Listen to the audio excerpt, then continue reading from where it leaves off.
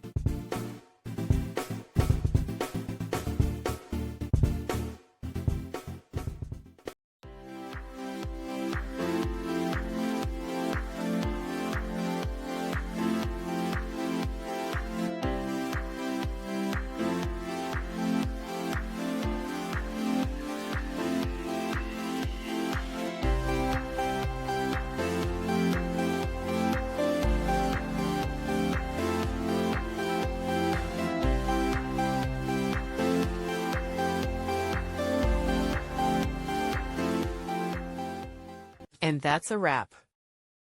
I hope you found the answer you were looking for. If you did, take a second to hit that subscribe button. It really helps out. And let me know in the comments which solution worked best for you. See you next time in the debug zone.